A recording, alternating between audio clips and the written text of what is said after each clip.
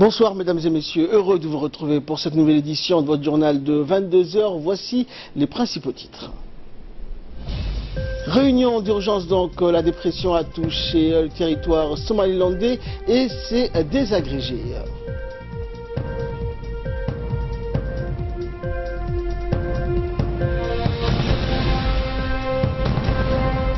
Et en Palestine, l'OCI réclame l'envoi d'une force de protection internationale face à Israël. Merci à vous de nous rejoindre. Le directeur général par intérim de la météorologie a fait une déclaration donc hier après-midi sur la dépression Sangar ou le cyclone Sangar qui est devenu donc très faible après avoir causé des dégâts importants au sud du Yémen et au nord-est de la Somalie, a touché enfin ce matin les côtes somalilandaises vers 6 h heure locale. On écoute le directeur par intérim de la météorologie.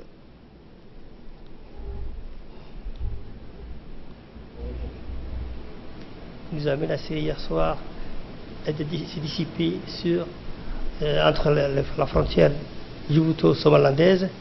Le ciel est couvert, il a plu partout au pays, sauf nous n'avons pas reçu les pluies de la préfecture de Dikil, mais à la préfecture d'Arta, d'Ali-Sébié, on a bien reçu, et même au Bok, on n'a pas reçu. Au Bok et Dikil, ils n'ont pas plu, mais le reste du pays, il a bien osé, surtout sur la région côtière, la façade côtière.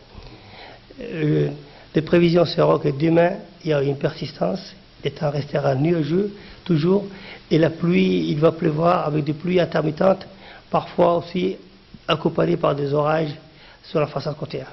Au début, il suivait sa trajectoire, je vais dire, mais de ce contrat à Djibouti, mais à un certain temps, il a changé de trajectoire, ça veut dire qu'il a passé entre la frontière djibouto-somalandaise, entre 12 h à 2 h. Pas de danger, uniquement on aura des pluies intermittentes dans l'ensemble du pays, sur l'ensemble du pays, je peux dire. Les gens ne doivent pas paniquer, il n'y a pas de coups de vent ni de rafales, mais il y aura des pluies normaux. Pour exemple, demain, le temps sera toujours nuageux. Il y aura une persistance des temps nuageux et puis on aura des averses et des pluies intermittentes dans la matinée. Dans l'après-midi, on aura des éclaircies, puis ça reprendra dans la nuit aussi, des pluies. Voilà donc, vous l'avez entendu, le directeur par intérim de la météorologie annonce donc pas de danger concernant cette dépression. Et selon l'Agence nationale de la météorologie, la dépression donc Sangar qui est devenue très faible et a causé donc des dégâts importants au sud du Yémen et au nord-est de la Somalie et a touché donc enfin ce matin les côtes somalilandaises. Cependant, les résidus de cette dernière peuvent engendrer des averses intermittentes à caractère d'averses de vent modéré. La mer sera agitée, donc tout cela en prévision pour les prochaines 24 heures.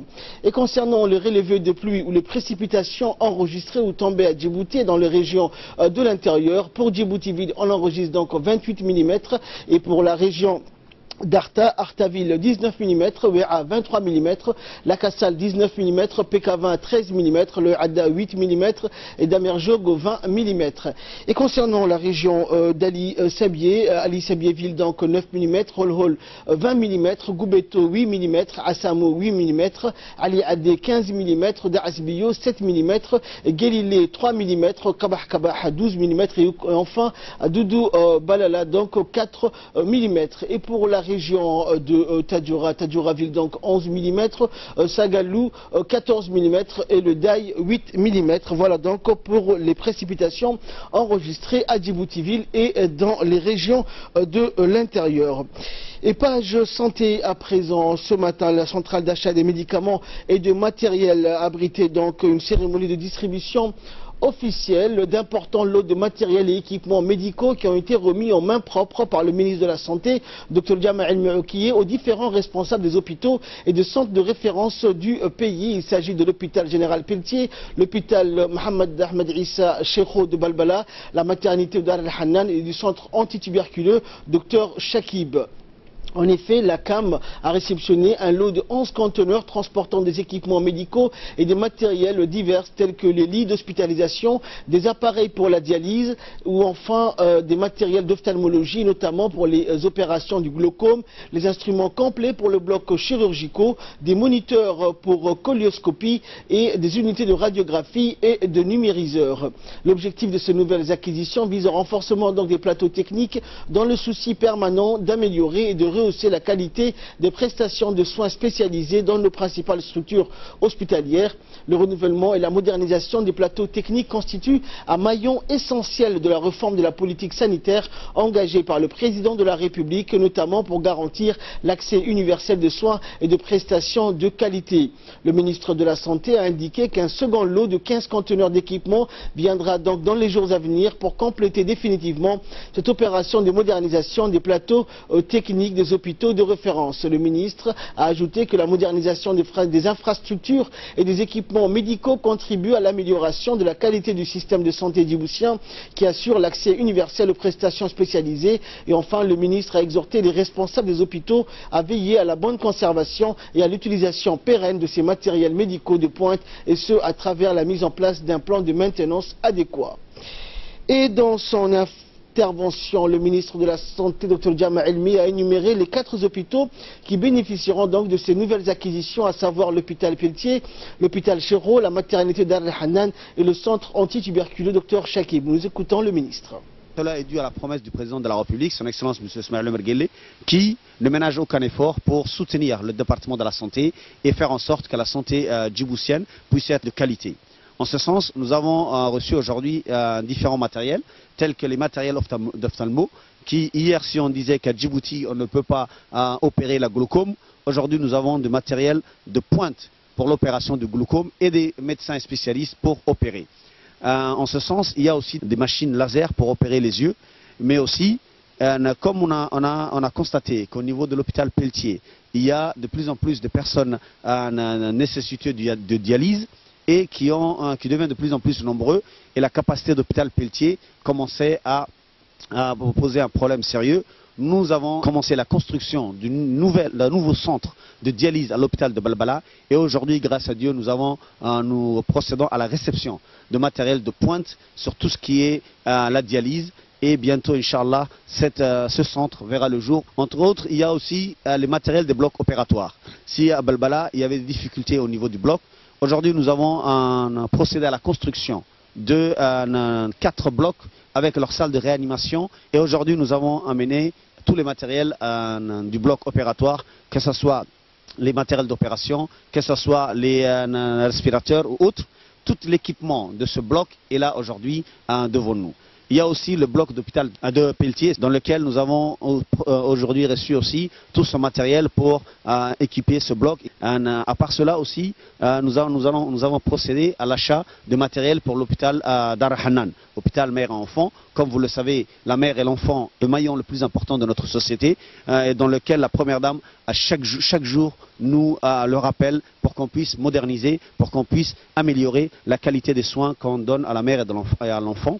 En ce sens, nous avons reçu des équipements de pointe. Si vous le voyez avec vos propres yeux, vous pouvez constater que chaque jour, la santé va mieux, et chaque jour, nous procédons à l'amélioration du plateau technique, tel que la promesse qui a été faite. Et Inch'Allah, à la fin de cette année, début de l'année prochaine, les plateaux techniques au niveau de la République de Djibouti sera plus que performant et n'enviera aucun plateau technique au niveau des autres pays. Éducation à présent, suite aux intempéries climatiques, l'OTI, donc l'objectif terminal d'intégration, 5e année, prévue donc initialement pour demain, dimanche 20 mai, et reportée pour le mardi 22 mai prochain. Pour nous en parler donc avec nous sur ce plateau, le directeur général donc de l'enseignement au ministère de l'Éducation nationale et de la formation professionnelle, Monsieur Abdi Dirir. Bonsoir Monsieur le directeur. Bonsoir. Ramadan Karim donc Ramadan à vous. Karim. Et merci à vous également d'avoir accepté notre invitation et de bien vouloir répondre à nos questions. Donc le pourquoi de cette annulation, nous le savons, c'est à cause donc de la dépression qui touche un peu Djibouti, mais surtout les régions voisines comme le Yémen ou la Somalie voisine. Mais alors comment cela va se dérouler techniquement? Est-ce que les équipes donc sont déjà sur le terrain ou vont être déployées à partir de la capitale? Très bien, merci. Nous, dans nos provisions, le TI devait se dérouler demain matin. Et ce qui fait que dans les 5 régions, les présidents du jury sont déjà déployés avec leur matériel, avec tout le personnel. Ils sont prêts dans les régions. À Djibouti-Ville, tout le monde est prêt, tout le monde a son poste également. Mais le seul souci que nous avons eu, c'est la pluie. Et la pluie, et certaines écoles, telles que l'école de la Plaine, si vous voyez, l'accès devient très difficile pour des enfants qui doivent passer l'examen. Et donc, dès demain, nous allons procéder au pompage de l'eau par les sapeurs-pompiers. Et donc, on aura encore tout ça nettoyé pour que les enfants djiboutiens puissent passer l'examen dans un contexte très agréable. Tout ça donc en prévision de l'arrêt de ces pluies, bien sûr. Parce que si la pluie continue, les examens n'auront pas lieu, comme vous le dites. Oui, l'accès aux écoles sera donc difficile. Oui, d'accord. Mais nous projetons que d'ici demain, les pluies vont s'arrêter. Et on aura encore, lundi encore, pour faire les dernières retouches, vérifier, pomper, préparer. Et mardi matin, comme prévu, tous les enfants djiboutiens vont passer cet examen dans un cadre agréable. Le ministre de l'Éducation nationale et de la formation professionnelle, Moustapha Mohamed Mahmoud, tient toujours à ce que tout enfant djiboutien puisse passer cet examen dans un cadre agréable, et les parents seront là également pour accompagner leurs enfants. Alors c'est depuis quelle année donc l'OTI, l'objectif terminal d'intégration pour la 5e année, a été donc décentralisé vers les régions? Est-ce que c'est cette année ou cela fait déjà plusieurs années? Depuis l'année dernière, nous avons décentralisé l'OTI dans les régions, puisque de plus en plus il y a la décentralisation dans les régions. Et le ministre comme le BEF, il y a pas récemment. Et le ministre de l'Éducation nationale a tenu à accompagner la décentralisation mise en place. Si l'année dernière nous avons mis en place l'OTI dans les régions de l'intérieur, cette année nous projetons également le BEF dans les régions de l'intérieur, et ça montre que les régions vont également prendre en charge l'organisation, le suivi, la correction, et les résultats seront proclamés sur place. Donc c'est pour montrer un peu que le ministère de l'Éducation nationale est l'avant-garde pour la décentralisation des examens dans les régions de l'intérieur.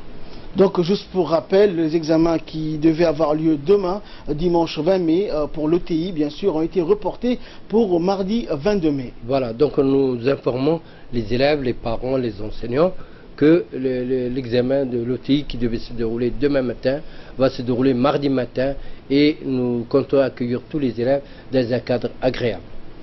Merci, monsieur le directeur. Je rappelle donc que vous êtes directeur général de l'enseignement au ministère de l'Éducation nationale, monsieur Abdi Delil. Merci à vous d'avoir accepté notre invitation. Merci à vous.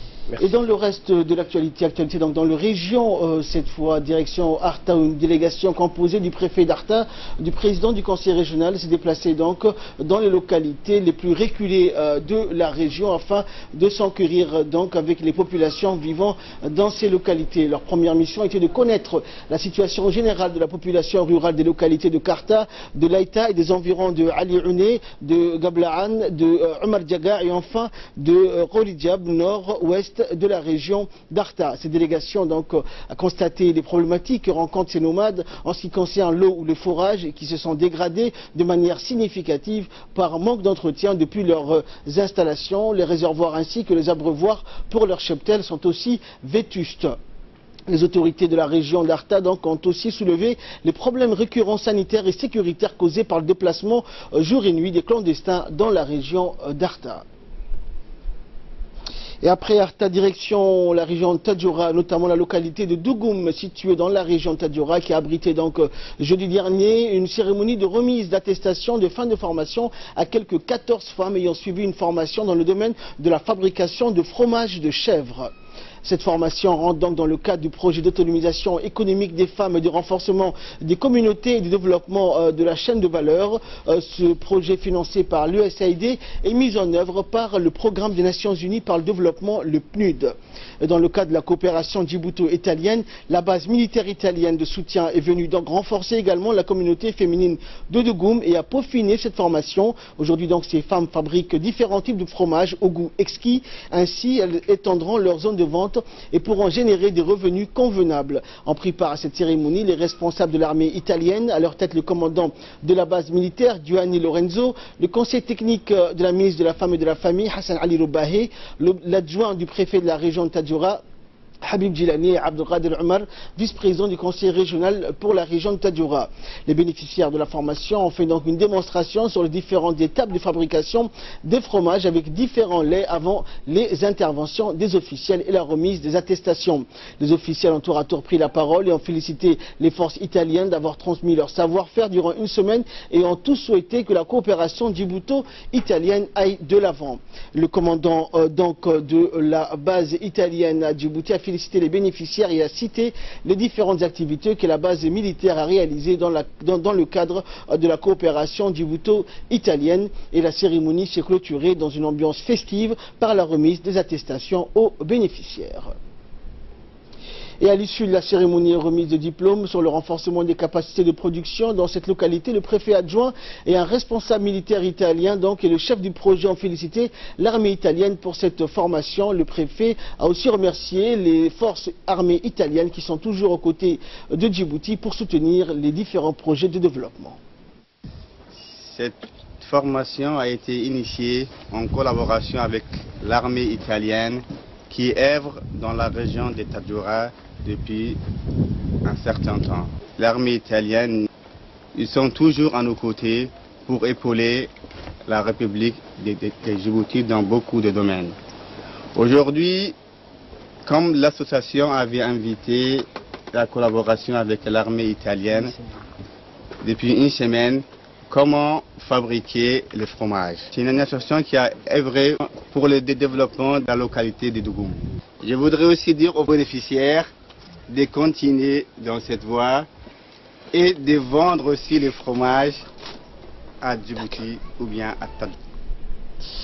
Une délégation des élus de la commune de 5 régions était en déplacement dans la région de Dikil pour se concerter sur les problématiques de l'eau et de l'assainissement.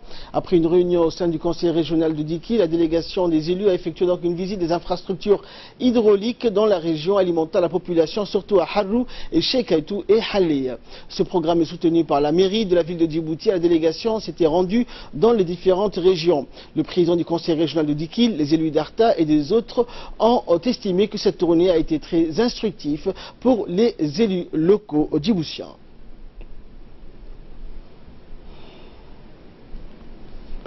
Et on passait dans les régions et dans les communes et de se faire connaître, entre régions, entre Djibouti-Ville, entre communes et régions, et ainsi de suite. Ça, vraiment, c'est une action noble, historique, et que les autres doivent imiter.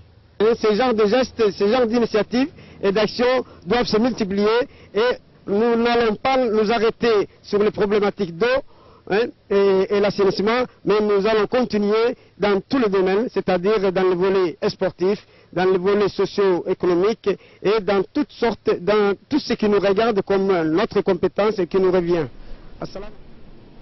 Et de là, nous passons à l'actualité hors de nos frontières avec Samatar Saïd. Bonsoir Samatar. Bonsoir Ahmed. Nous allons commencer Ahmed par le RDC où les agences d'aide internationale et pays voisins de la République démocratique du Congo étaient mobilisés vendredi hier contre l'épidémie de la fièvre hémorragique, autrement dit Ebola, alors que le bilan des victimes s'alourdit. Selon un nouveau bilan de l'Organisation mondiale de la santé, le nombre des morts dus à Ebola en RDC s'élève à 25 morts sur un total de 45 cas confirmés ou suspectés.